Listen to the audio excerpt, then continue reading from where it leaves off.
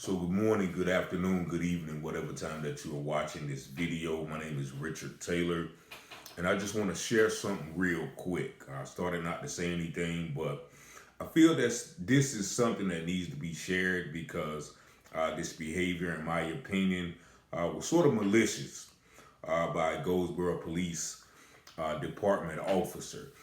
Real quick, the story was Tuesday, August the 8th. Actually, it was Wednesday, August the 9th, early in the morning. It was about 12:15 a.m. Now, I'm at Gold's Gym, just finished working out. So as I'm leaving, approaching the door, you can see outside. So when I look out the window, I see two police officers, probably like a parking space away from my car. Now they're parked in the normal, facing each other. One was facing the gym. The closest one to my car was facing the gym, and the other one was on the other side of him, facing towards Sam's. Now, as I'm walking out, I see them, and of course, I'm parked right there. Now, mind you, it's 12:15, so it's about 3 or 4 other people in the gym. Minimal cars in the parking lot, maybe like 2 or 3. So as I walk out, I see the officers, and mind you, I'm thinking, okay, they might be coming to work out. So, because I know a lot of the sheriffs and the police officers, they come there to work out. So I'm not thinking nothing of it. And so I walk to my car, and as I'm approaching them, once again, they're only about 5 feet away from my car. So I'm looking at them, seeing if they're one of the brothers that I be working out with or seeing in the gym, looking to speak to them. But as I walk up to them, I realize that they're not looking at me. They won't pay me any attention. Looking them directly in the face, waiting for the opportunity to speak to them. So when I realize that they're not going to speak to me, I come to my car, open my car. The officer right beside me has his windows down. I see him, a young white brother. So I don't think nothing of it. So I get in my car, I turn around, and I go towards the Sam's parking lot. Like soon as you go east, you're approaching the Sam's parking lot. And so I go through the Sam's parking lot, headed towards the service road, right by the gas station right there. So as I'm going through the parking lot, naturally I'm looking through my rearview mirror, like, okay, well, maybe it's okay. Maybe they're not, going to cause any issues. But by the time I get to the end of the Sam's parking lot, right by the gas station, right about to make the left onto the service road that leads to Royal Avenue, I see somebody flying behind me in the parking lot. And so I look to the rearview mirror. By the time I made the left onto the service road and get to the stoplight the stop sign on Royal, ready to make the right, I notice it's the police. I looked in my rearview mirror. I see the headlights. No soon as I make the turn on Royal Avenue, here's the lights. I see the blue sirens, right? So I'm thinking, why is this guy pulling me over? Now, if there was an issue with me or my car or any issue, why wouldn't you approach me right when you saw me leaving the gym? Now, I'm leaving the gym. I'm sweaty. I haven't committed any crime. So if there was an issue, why won't you approach me man to man, not officer to civilian, and say, okay, well, here's the issue.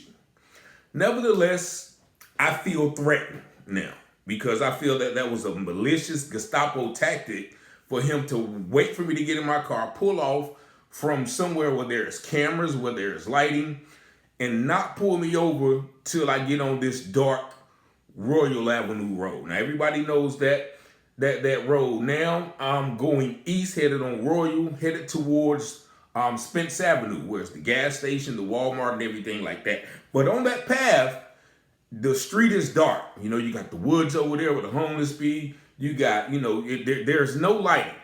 So what I decide to do when I see the lights, I say, okay, I'm not pulling over right here. Because once again, I'm already feeling like, I'm being targeted or harassed or even ambushed in some sense of the word. So what I do is I turn my signal light on. I'm going about 25 miles per hour, really slow. And I say, I'm going to wait till I get to the corner of Spence and Royal, where there's the gas station, where there's the Applebee's, where there's that other gas station, what is it, Sheets, where there's a lot of people and a lot of action. Because once again, I don't feel safe. So I keep going slow. The lights are on me. And then he hits the siren. Woo, woo, woo, woo. I say, okay, I'm going to keep going until I get, to this lighted area. So I keep going. He hits the siren again. Woo, woo, woo, woo. He's right on my tail. I said, okay, well, I'm not stopping until I get to a place where I feel safe. Now, as we're going right, if you're familiar with Royal, there's a place where you can turn, where there's a Domino's, like you're headed to the Holiday Inn, right before you get to that washerette. So when we approach that area, right before we get to the street, he falls back. He falls back, and he starts slowing down. He falls back. Then he turns off the lights, and then he makes a right on that street where you can go to the Holiday Inn, the Domino's, the Chili's, back towards the highway. And so now I'm thinking, okay, I'm still going. He tried to pull me over. I didn't stop. So now I'm expecting some officers, coming towards my way. Or, the other officer. I'm looking in my rear view. I'm looking before me. But when I get to the light on Spence and Royal, nothing happens. The officer, I'm looking in my rear view. The officer isn't around. So I make the left. And once again, I'm thinking, okay, well, maybe he radioed ahead to some other officer. So every car that passed me, I'm thinking, okay, that's a police officer. That's a police officer. So then I get to Ash Street. I go all the way down Ash Street, looking at my rear view. Nothing happens. And so I'm thinking, okay, well, maybe he ran my tags. He's going to meet me when I get to my house. I pull up to my house. Nobody's there. I look around, get out, and I go in the house. But now I'm rattled because I'm wondering, why did this police officer try to stop me? And when I didn't stop in the dark area, and when I get towards lighted area, he turns his lights off and goes the other way. Now, I can't think of anything in my mind, but he may have been trying to maybe hurt me, or cause a situation where it could be escalated. Because once again, I make the point of, if there was a reason to stop me or accost me, when you saw me get in my car leaving the gym, why didn't you do it then? Why didn't you approach me and say, hey, Mr. Taylor, what are you doing here? Whatever the case may be. Nevertheless, I hadn't committed a crime. I was leaving the gym. I hadn't committed any violations. So my question to that officer, and I hope you get this video, is what were your intentions? And why did you not continue to pull me over after I got into a lighted situation? And once again, my respect to all officers who perform their duties with integrity, with honor, with respect, with righteousness and equity, and all of those good qualities. My hat goes off to you. But to this officer, I really think that was an act of cowardice for you to do that. And I hope you get this video. Once again, it was Wednesday night, August the 8th, going into the night that Monday. So whether it's B shift, A shift, C shift, somebody make sure he gets this video so you can explain to me why that I was targeted, harassed, but then when I didn't stop in the dark place, you pull off. Can somebody explain to me these actions? Because this has been on my heart. It happened 3 days ago. I didn't say anything because I'm trying to be more positive and proactive and not point out the things that seem racist, that seems malicious and seems just out of order.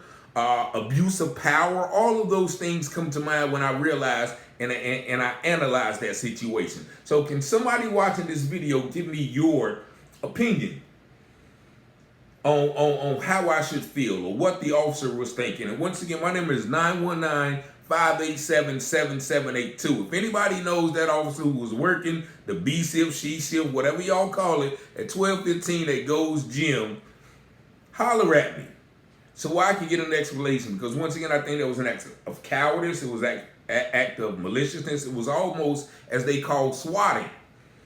You know, you wait for me to get in my car, then you pull up with Gestapo tactics and try to pull me over in a dark place. No, I'm not going for that. I'm going to be in a light place with lighted areas, cameras. There was cameras in front of the gym. So if there was any situation that you felt you need to address me, I felt that you should have addressed me, you know, man to man, citizen to citizen, instead of, you know, coming out in that nature. Once again, just abusing your authority, because once again you didn't follow through with the pullover. So it couldn't have been nothing. It couldn't have been anything, because if I had done something wrong, you wouldn't have pulled back and left off. So I'm making this video public. So if anything comes out, I did not lead no officer on a high-speed chase or elude. I was going to a safe place where I felt safe, where there were other people at, because the way he tried to initiate that stop, I didn't feel safe. So y'all get at me, y'all tell me what y'all think and respond however you need to. But you know, this situation is totally out of order in my opinion. Yep. But y'all be blessed. As you see, my shirt said "One Nation Under God." So no man is over anyone else. So peace and blessings. Hope y'all respond to this, because I need answers. And once again, my number is 919-587-7782. Call me, officer, whoever you was, and let me know what the deal was. Peace and blessings.